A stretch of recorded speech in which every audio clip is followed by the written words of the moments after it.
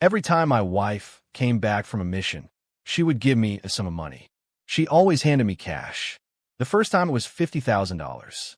The second time, $100,000. The third time, it was $10 million. I never asked her why she gave me the money. She assumed I was completely in the dark.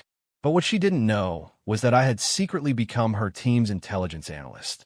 I had been their analyst for years. I heard it all on their internal comms. I heard her teammates teasing Chloe. "Chloe, you and the captain need to take it easy. Don't break another bed frame. Go tell Mason Cole to be gentler." What's the use in telling me? Chloe's voice held a hint of a smile. "Oh, and don't say anything stupid in front of my husband tomorrow." When she took out her phone, her teammates exchanged suggestive smirks. Love for her husband. Lust for Captain Cole. "Chloe, you really know how to have your cake, and eat it too." The next second, my phone buzzed, listening to Chloe tell me how much she missed me. My heart plummeted. The first time she slept with Mason Cole, I stayed awake the entire night. After hanging up with Chloe, I dialed another number. "I'll agree to your terms. I'll leave the agency for a quiet life after Operation Decapitate is a success. I'll leave the country with you." 3 days later, Chloe and Mason were at it again, flirting shamelessly on the team comms. The rest of the team egged them on, their teasing growing more boisterous by the minute.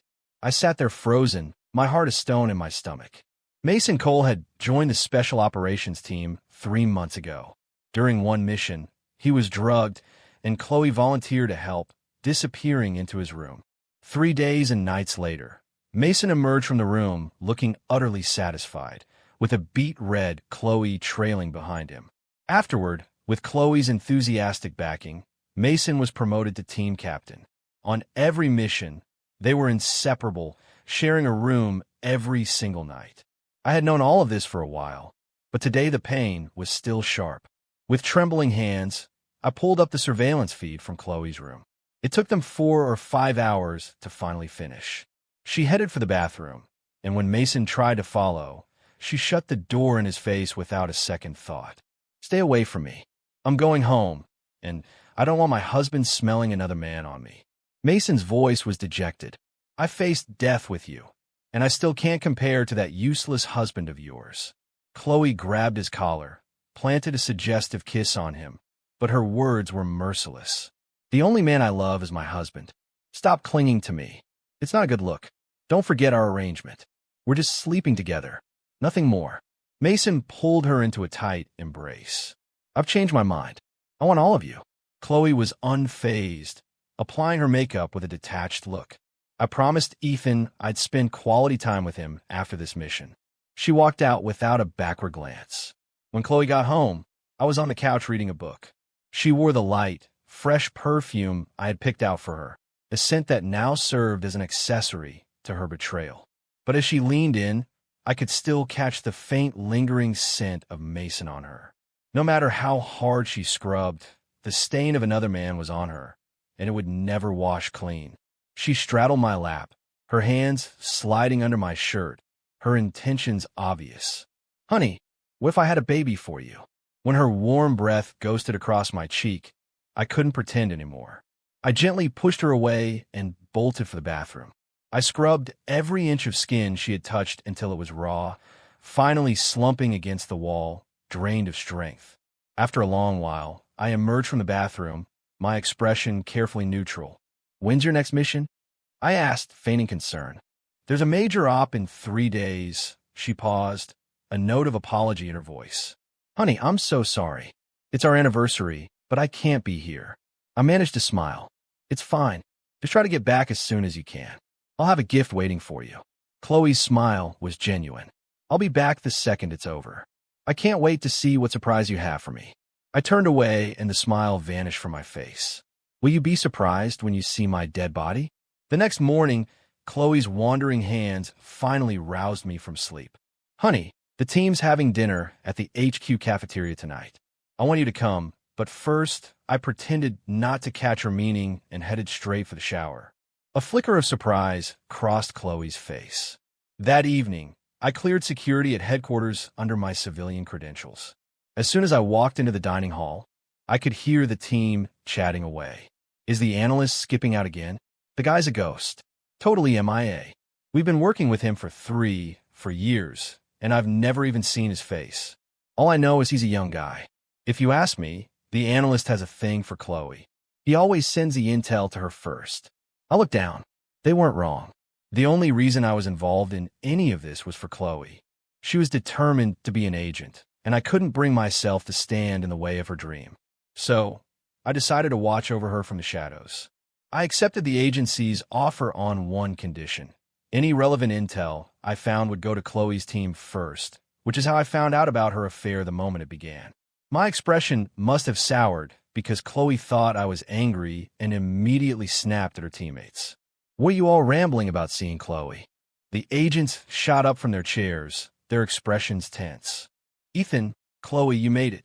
We were just messing around. Ethan, don't mind us. Everyone knows Chloe's crazy about you. She won't go on a mission without a picture of you." They all looked so sincere. If I didn't know the truth about her and Mason, I might have actually believed them.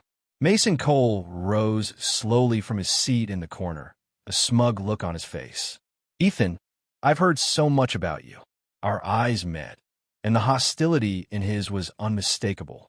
If Chloe hadn't been there, I doubt he would have bothered with the pretense. At the table, Chloe played the doting wife, peeling shrimp for me and filling my plate, her sweet nothings earning whoops and hollers from the team. Only Mason Cole's expression grew darker as he threw back drink after drink. After a few rounds, even I was starting to feel a buzz. Mason stumbled out of the room. A moment later, Chloe got a text and shot to her feet, her face and ears flushing crimson. Noticing my questioning gaze, she composed herself. "I got a little banged up on the last stop, and the doc said, no alcohol. I'm just going to pop by the infirmary. You stay and have fun." She hurried out of the room. My phone vibrated. A message from Chloe's number. "Room 302. I have a surprise for you." The curt tone didn't sound like her. A provocation from Mason. I ignored it, pulling out my phone and tapping into the internal surveillance network instead. The scene on the monitor was steamy. Mason was in a sheer shirt, soaked through to reveal the muscles underneath, a sight Chloe found irresistible. But today, Chloe was uncharacteristically rushed, pushing Mason to get on with it. She just wanted to get her fix and go back to playing the good wife. When she saw the text Mason had sent from her phone, her blood ran cold. The lust in the room evaporated. Chloe shot to her feet, her voice sharp. "You better pray my husband didn't see that, or I swear I will kill you." Chloe turned and fled, ignoring Mason's calls. She sprinted down the stairs, nearly twisting her ankle in her haste. She burst through the dining hall doors, and only when she saw me, still sitting in my seat, did she finally breathe a sigh of relief.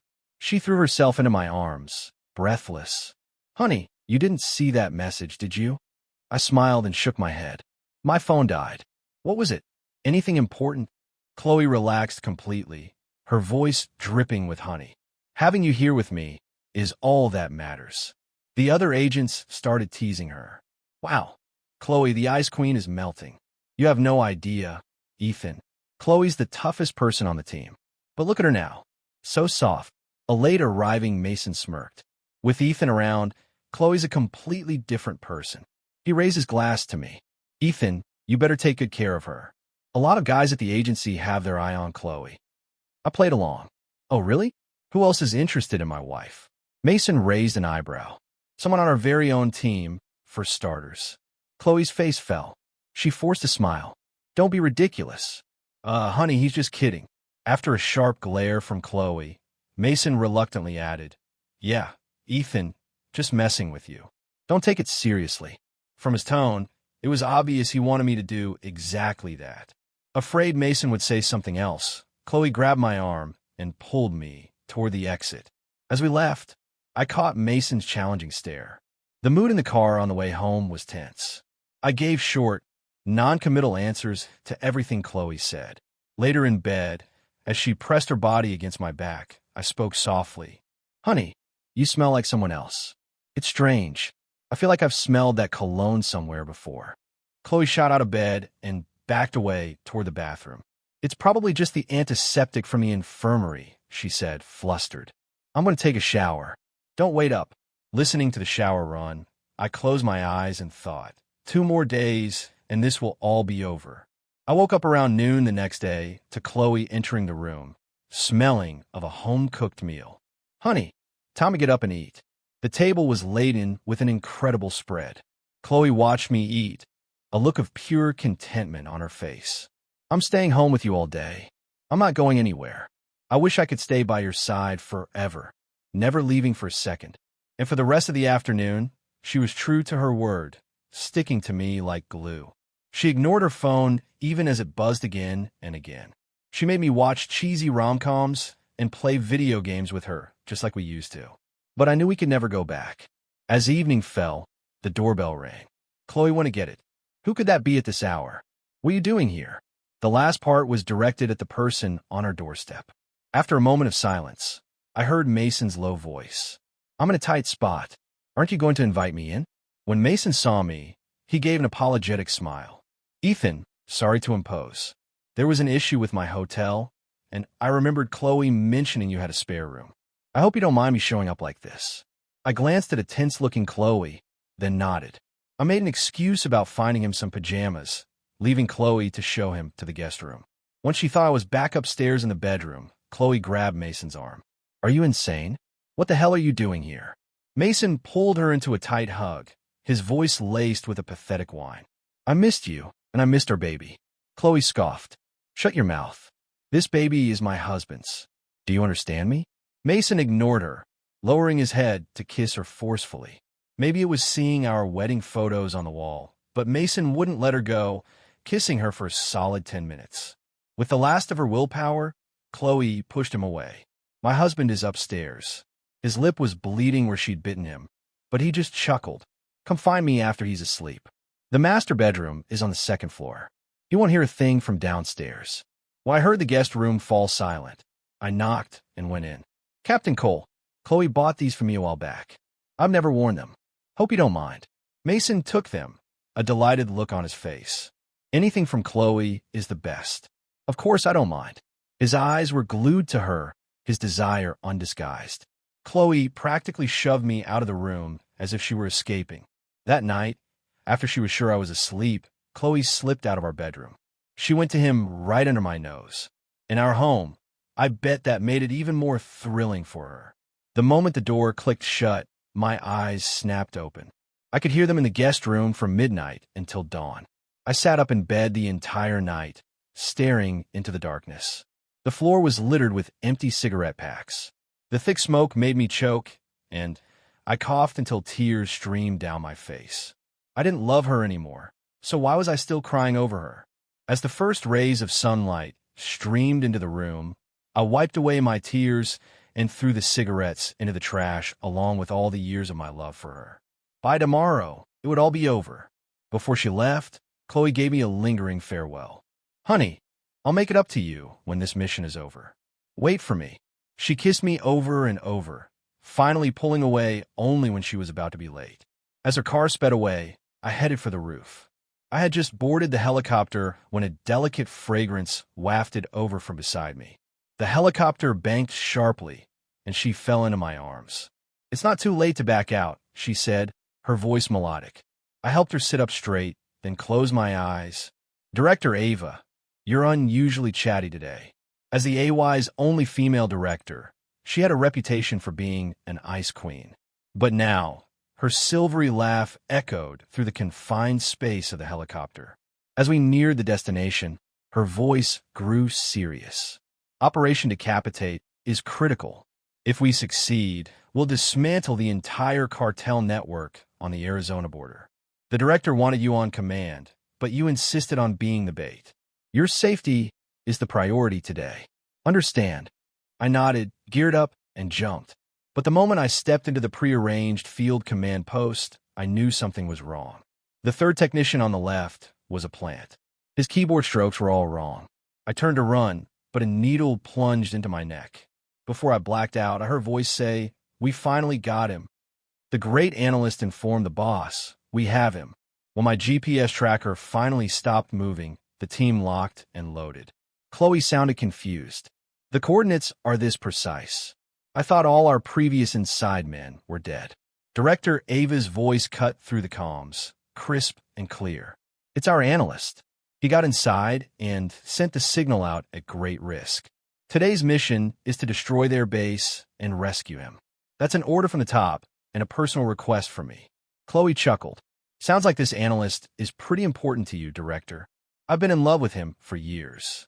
Chloe, as a woman, surely you can understand my concern. Chloe smiled at that, her voice filled with a wistful affection. Director, I guess I'm a lucky one. I've been married to the man I love for 5 years. Mason snorted. That analyst? He's always been a coward, hiding behind a desk. The bonus for this op must be huge for him to finally show his face and try to steal the glory. For the first time, the even-tempered director sounded furious. Shut your mouth. You have no idea what you're talking about. Without him, you would have failed every single mission. You wouldn't even be alive to be running your mouth right now. Mason sullenly shut up.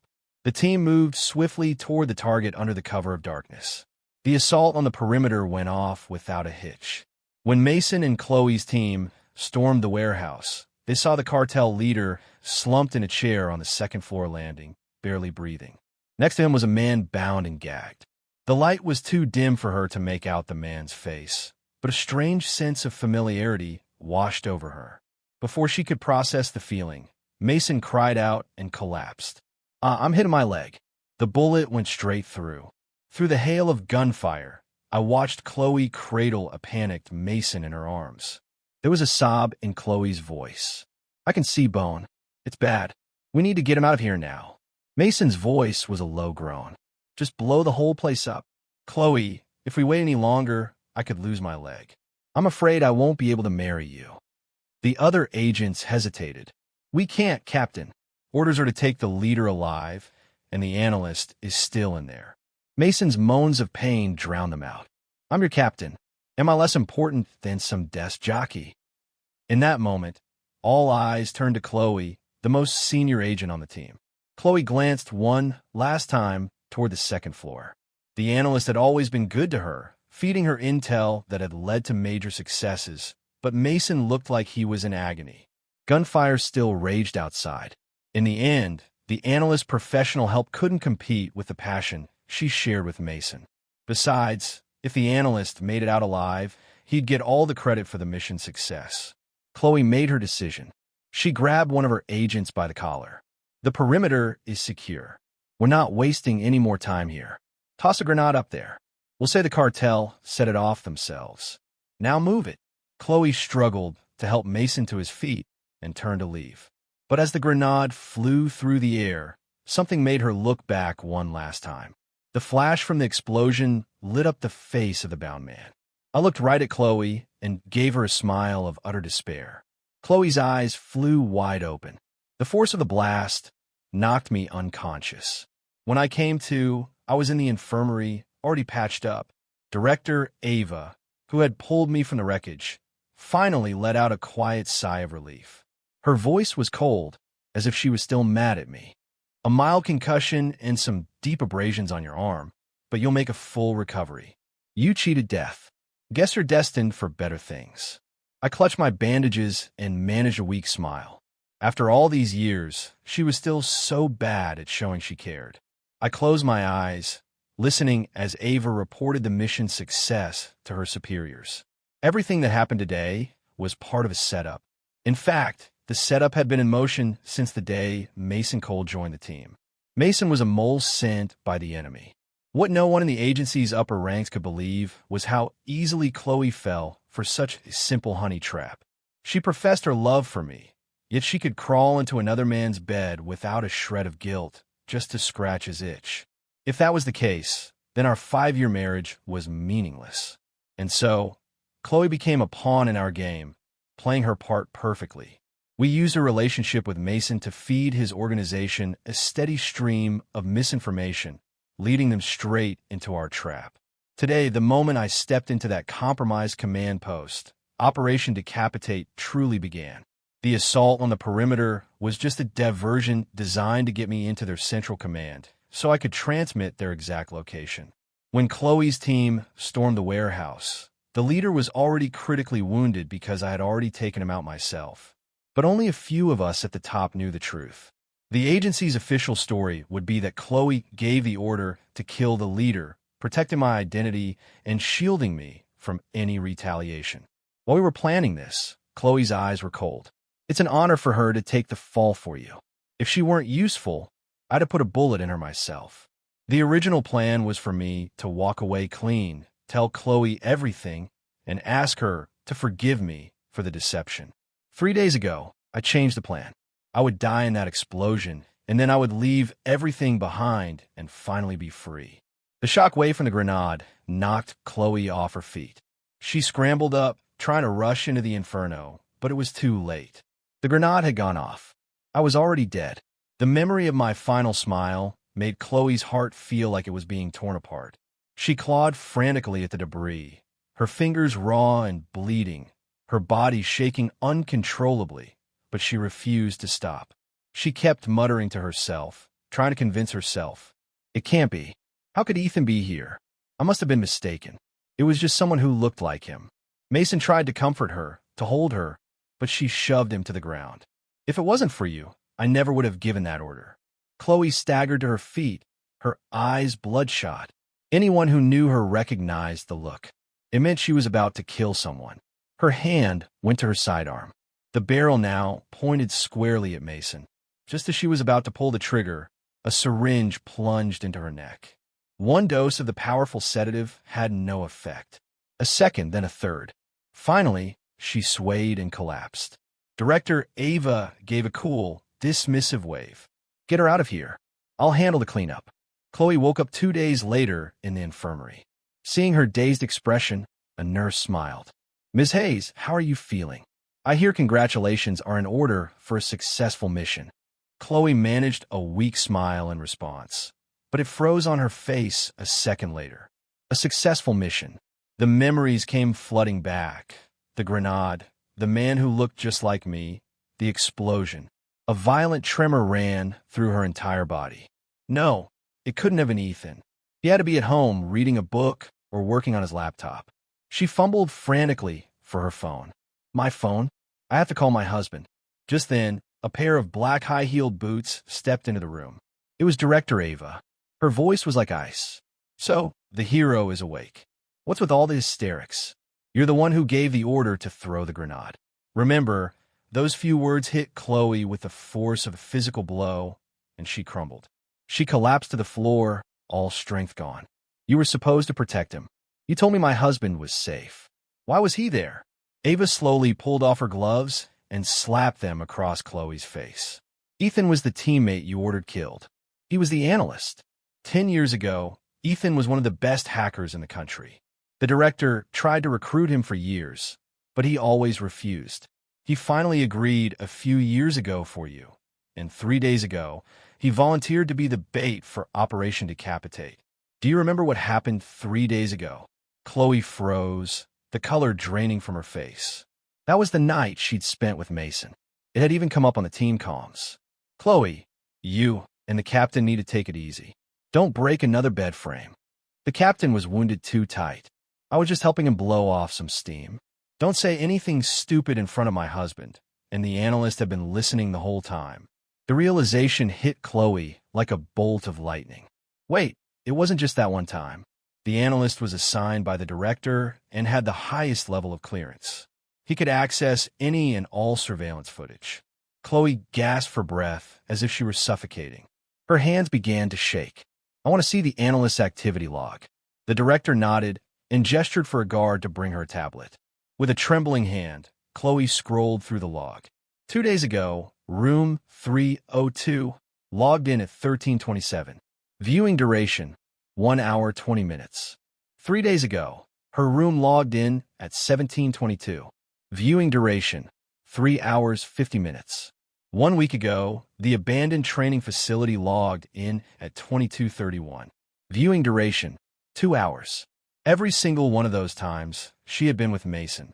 That meant Ethan had been on the other side of the screen, watching every single one of her betrayals. Ethan had volunteered to be the bait because he had a death wish. Chloe sank to the floor, helpless, as tears streamed down her face. And then the ice-cold director delivered the final blow. Oh, and by the way, you didn't know this, but the night before the mission, when you and Mason were in the guest room, Ethan was wide awake. The words left Chloe frozen in place. The last night they ever spent together, she had been in another man's bed. It wasn't all her fault. It was Mason's fault. If he hadn't shown up at her door, she never would have done something so stupid. And then, in that life or death moment, it was because of that useless bastard that she had ordered the grenade to be thrown. Just then, Mason walked into the room. My leg's gonna have a nasty scar. You won't think less of me, will you? Seeing Chloe on the floor, Mason rushed to her side. Chloe, what's wrong? Get back into bed. You need to rest. Chloe slowly lifted her head, her eyes fixing on his injured leg. Mason missed the murderous look in her eyes and instead turned to greet Ava. His eyes ran over the director's curvy figure, a flicker of appreciation in his gaze. The director was usually so aloof and professional. This was the first time he'd seen her out of uniform. If he had the chance, well, never mind. Chloe was a good catch, too. With a hint of regret, Mason bent down to help Chloe up, but the icy glare in her eyes stopped him cold. The room was deathly silent. The silence was broken by the arrival of the rest of the team, coming to offer their congratulations. Captain Chloe, we did it. We took down their entire operation. Eva got the leader. This is huge. Is the director here to give you your commendations? They finally noticed the tense atmosphere in the room and fell silent. The director spoke quietly. The analyst is dead. The agents stood frozen, exchanging awkward glances. They were grateful to the mysterious analyst, of course, but he wasn't one of them, not someone they had bled with on the battlefield.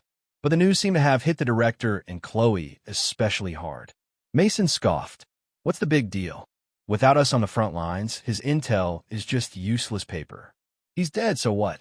Is he more important than Chloe? He expected his defense of her to earn him a grateful smile. Instead, he watched as Chloe slowly turned her head, and a second later, her hands were wrapped around his throat. If you hadn't gotten shot, I wouldn't have been in such a rush. If you hadn't kept provoking him, Ethan never would have found out. He never would have given up on me. This is all your fault. You son of a...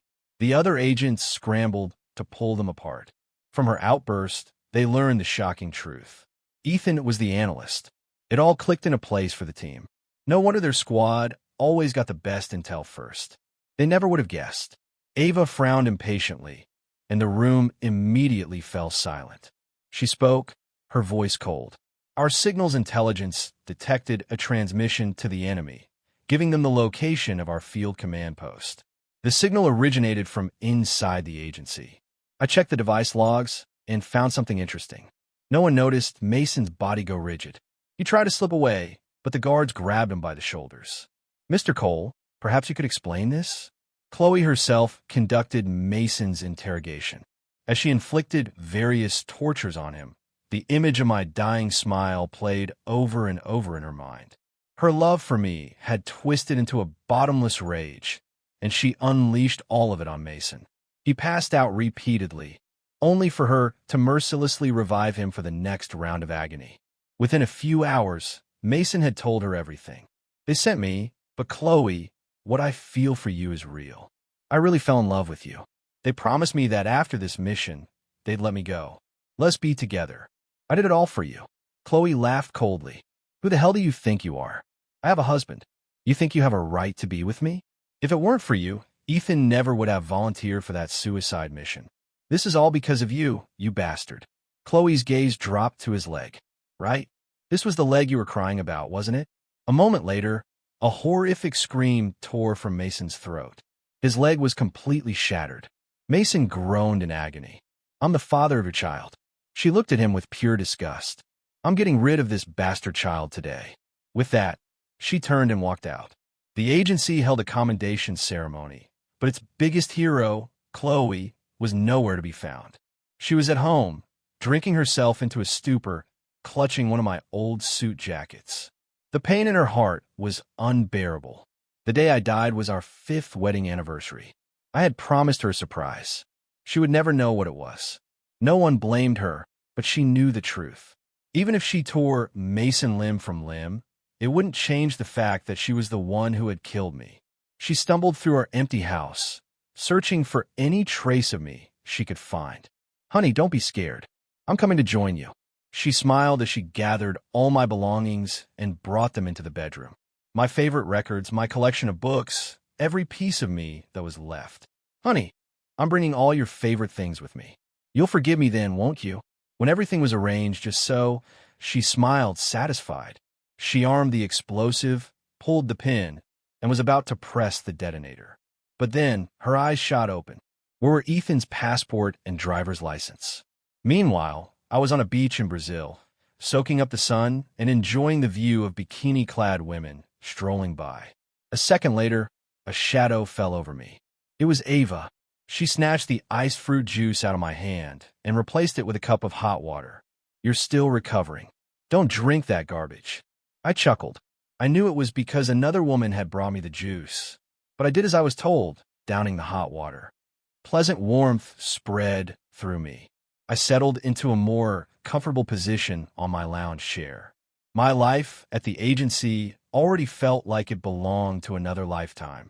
The day Chloe gave the order for that grenade, I'd already died. The man Ava pulled from the rubble that day was a new person. I was going to live a new life and love a new woman, one who was worthy of it. I watched Ava plant herself next to me with a stern expression, and the young women who had been eyeing me from a distance immediately lost interest. I smiled up at her, asking playfully, "What are you doing here?" Ava pouted. Operation Decapitate was a success.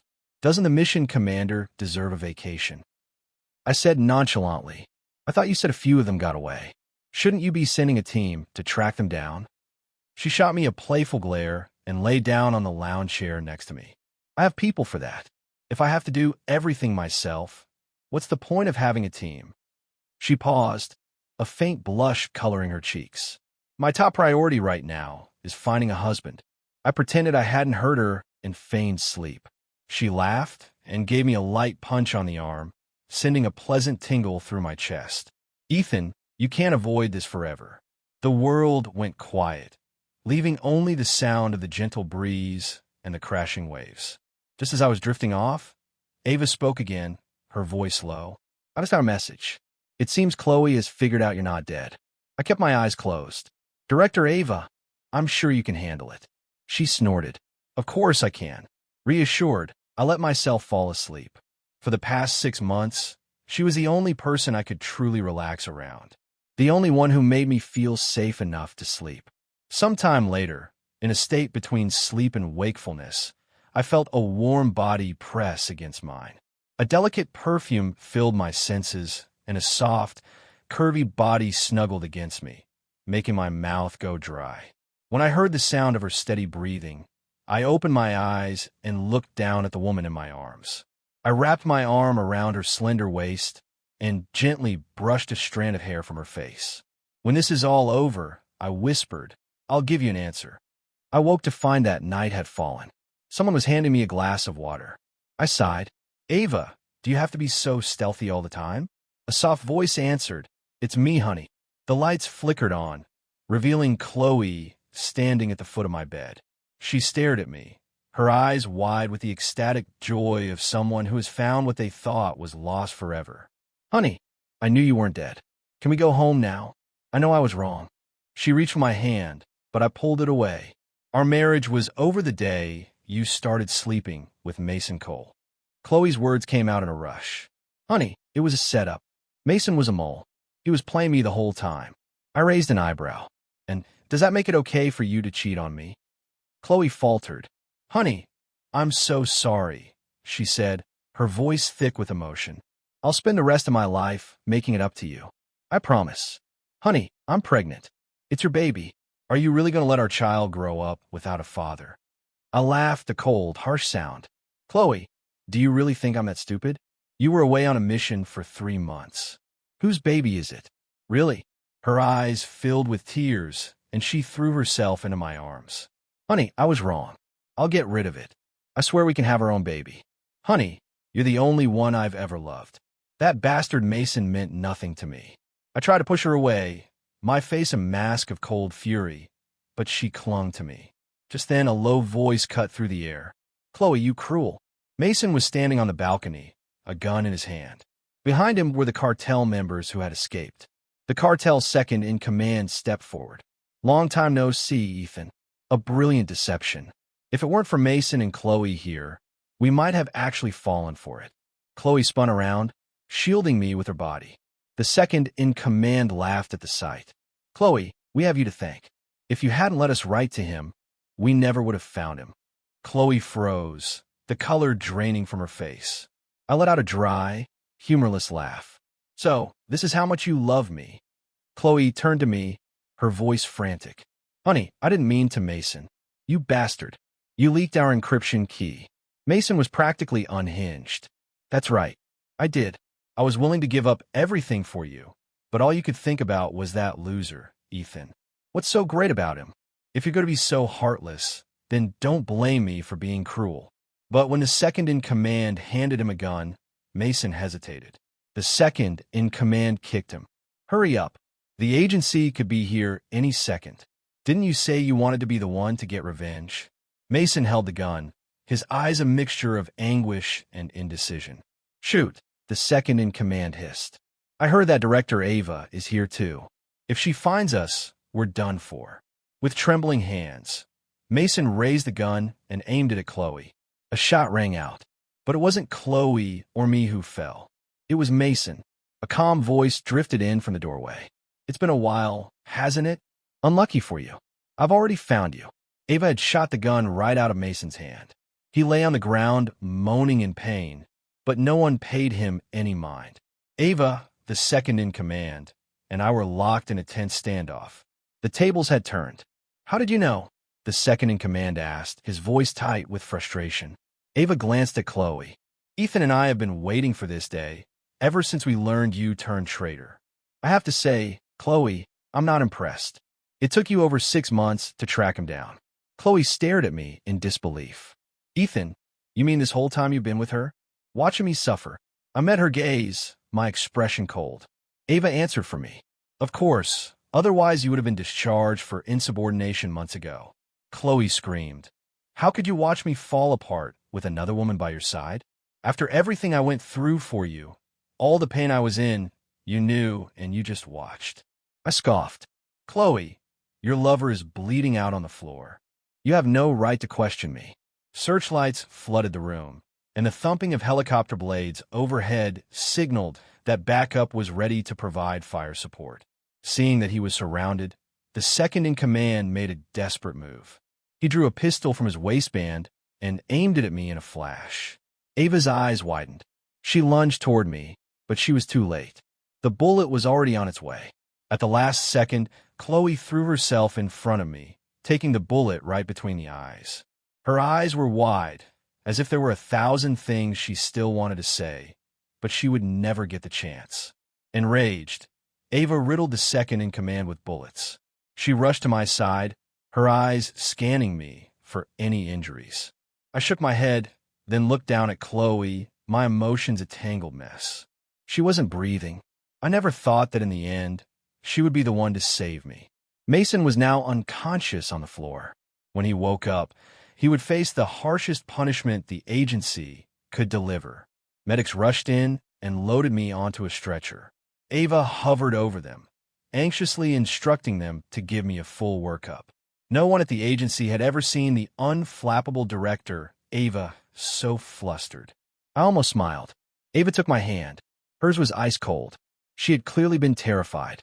I squeezed her hand back, tried to warm her with my own heat. Ava looked at me, her eyes wide with disbelief. Then, in front of the entire room, she threw herself on top of me and kissed me. A month later, the agency officially announced the successful completion of Operation Decapitate, and my identity was revealed to the entire organization. At the commendation ceremony, Ava walked on stage to present me with my award. In front of everyone, I took her hand, and with a solemn expression, I dropped to one knee. I pulled out a ridiculously large diamond ring and looked up at her. In the audience were my parents, my friends, and my colleagues. With tears in her eyes, Ava held out her hand.